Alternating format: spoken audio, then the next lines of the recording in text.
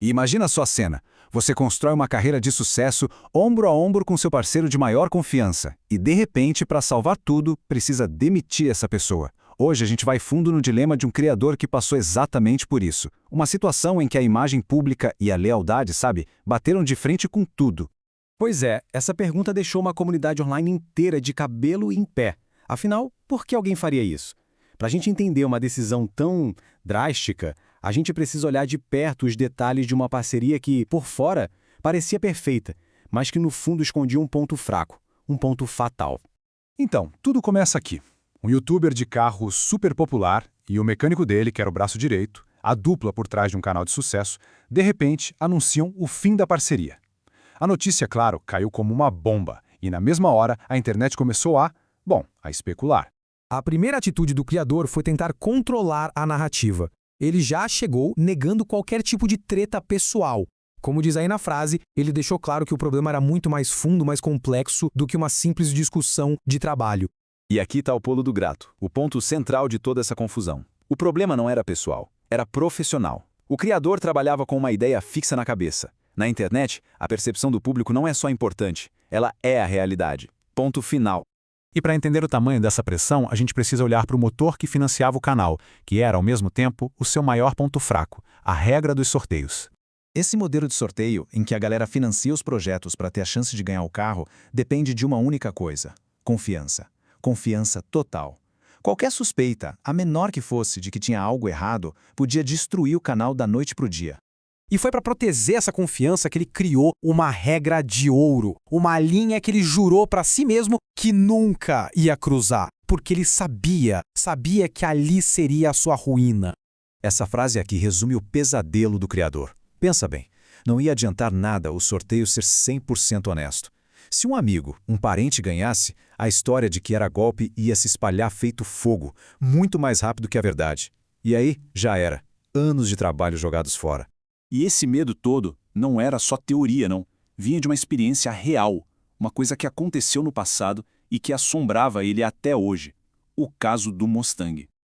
Anos antes, um sorteio de um Mustang deu um rolo danado e forçou o criador a pagar o prêmio em dinheiro.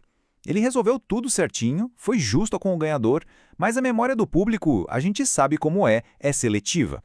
O que ficou na cabeça das pessoas não foi a solução, foi a imagem do problema. Essa experiência criou um buraco enorme entre o que ele realmente fez e o que o público achava que ele tinha feito. Foi aí que ele aprendeu, do jeito mais difícil, que na internet uma história negativa, depois que pega, é quase impossível de apagar. Então, com essa sombra do caso do Mustang sempre por perto, o criador vivia com aquele medo constante, sabe? De que um raio pudesse cair 2 vezes no mesmo lugar. E não é que caiu? Foi exatamente o que aconteceu. Durante o projeto mais recente dele, uma colaboração num Passat, o que parecia impossível aconteceu de verdade. Aquela regra de ouro dele foi quebrada, e da pior maneira que se pode imaginar, colocando a reputação dele na berlinda. O vencedor do carro foi ninguém menos que o seu parceiro mais próximo, o mecânico que ajudou a construir o carro. Naquele exato momento, o criador viu o pior pesadelo dele se tornar realidade. A aparência, para o público, era uma só: a de um golpe.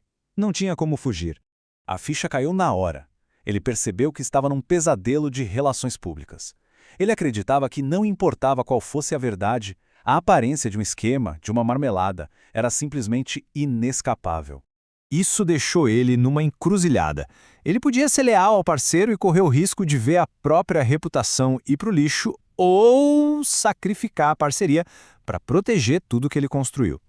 A decisão que ele tomou foi colocar a imagem em primeiro lugar, acima de tudo.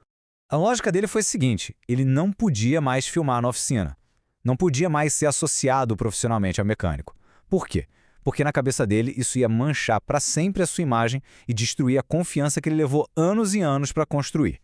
Claro, né? Do outro lado da história, a reação foi de puro choque, de mágoa. Para o mecânico, aquilo não foi uma decisão de negócios, foi traição. Pura e simples. Ele se sentiu completamente descartado. Poxa, anos de trabalho, de parceria, de lealdade, tudo ignorado por causa do medo da opinião pública. Daí veio a acusação, né? A de ingratidão. Mas o criador vê a coisa de um jeito diferente. Para ele, não foi um ataque pessoal. Foi uma medida de negócios, uma decisão fria, mas necessária para garantir que o canal dele e tudo que ele construiu sobrevivesse. E no fim, essa história toda vira quase um estudo de casos sobre a vida de criador de conteúdo. E nos força a pensar, nesse mundo digital, onde a percepção vira realidade num piscar de olhos, será que os fatos ainda têm alguma chance? A resposta para essa pergunta talvez defina o futuro da confiança online.